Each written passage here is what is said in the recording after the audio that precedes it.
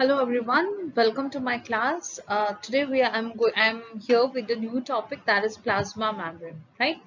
Okay, so let's move to plasma membrane.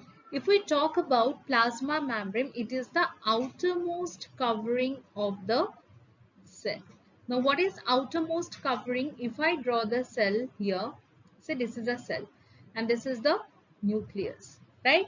So this covering we call this covering which separates the cell from the external environment, we call this basically your outermost covering, right?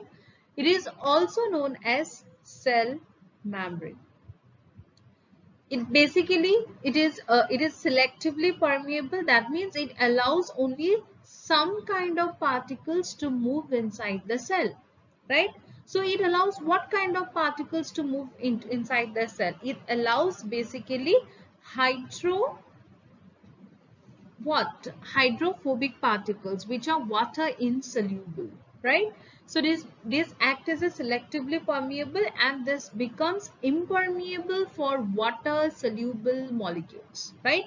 So it acts as barrier for water soluble molecules.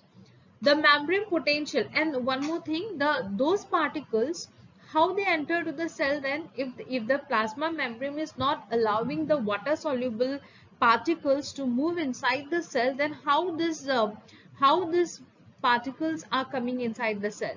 They are coming inside the cell with the help of some transport protein, right? So they are coming inside the cell with the help of some, you can say, transport proteins, right?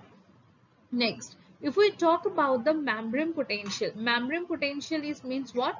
This, suppose this is a cell, right? So outside also there are certain ions and inside also there are certain ions. But membrane potential is here in case of plasma membrane, it is negative. Why it is negative? And let's get to the point why it is negative, right? So if we see the cell, outside of the cell has so many ions, right? So outside of the cell is rich in sodium, it is rich in calcium chloride, all other ions, right? But if we talk about inside of the cell is rich only with potassium. Potassium is high inside the cell, right? So if we compare these two, though potassium is only ion in the inside the cell which is present in high amount, but if you see the rest part, they are present in high amount outside the cell, right? So compared to outside, the inside is having a negative potential, right? So we call membrane potential as minus 20 millivolt for plasma membrane, right? Next, the plasma membrane is having a dynamic and fluid nature. Dynamic and fluid nature, that's why it is also known as, the model is also known as fluid mosaic model. We will see that, right? Clear everyone till here? Okay, if you have any queries, you can mail me. You can also drop it in a comment section, right? Okay.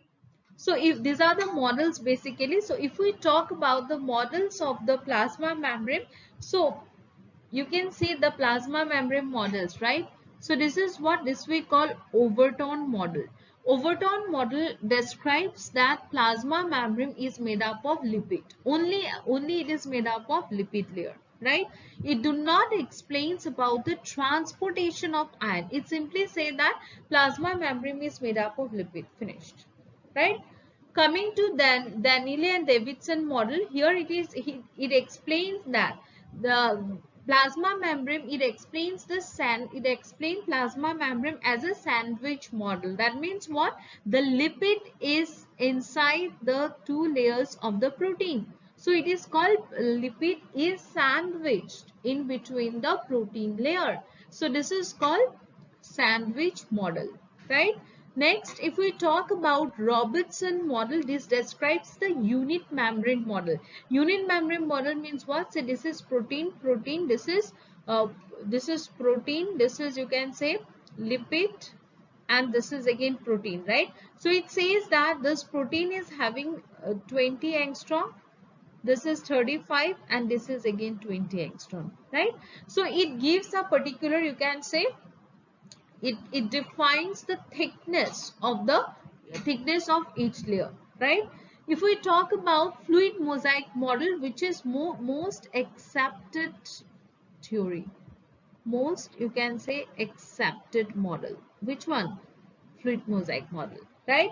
It states that plasma membrane is made up of lipid bilayer and it has got intrinsic and extrinsic proteins, right? I here in this part I am only focusing the important points, right? Because it is not possible to study in detail, so I'm just focusing on the important of each model, important, parts which they have given. I'm only focusing on that, right? Okay, so let's move to the other part. So plasma membrane, if we see the composition of plasma membrane, it is made up of lipid, protein, carbohydrate, right? Lipid basically act as a backbone of the plasma membrane. Protein provides stability to the plasma membrane. If we talk about carbohydrates, these carbohydrates remain in association with either protein or lipid. It cannot stay independently. It must need somebody's help, whether it is lipid or protein, but it need any out of this, it needs the help of either protein or carbohydrate, right? It do not remain independent, right? So when it is associated with lipids, we call it glycolipids, and when it is associated with proteins, we call it glycoproteins, right? Next, function of plasma membrane. If we talk about function of plasma membrane, you can see here, this basically, of course, it helps in the transportation because it allows only selective particles to move inside the cell. So we can call that it helps in transportation. Next, it acts as a barrier, obviously, for water soluble, that is for hydrophilic molecules. It did not allow hydrophilic molecules to move inside. So it acts as a barrier for them, right? Next, it helps in cell-to-cell interaction via receptors. That is your cell signaling. So it basically helps in, means if this is one cell and this is one cell, right? So here in one cell receptors are present. So in this receptor, you can say this receptor is present on plasma membrane, right? On this receptor, any protein, any ligand can come and bind and give the signal, right? So this basically, you can say, it helps in interaction of the cell, interaction between the cells, or it helps in cell signaling, right? Next, it basically protects the cell, give protection to the cell, right? It also helps in maintaining the shape of the cell. Clear, everyone? Okay. Next, I'll be going through a very quick revision what we have seen today, right? About plasma membrane. Clear? If we talk about plasma membrane, it is also known as what? Cell membrane, right? Cell membrane. Clear? It is basically, we can say, it is the outermost covering of the cell, right? It is selectively permeable in nature. It allows only some particle to move inside the cell.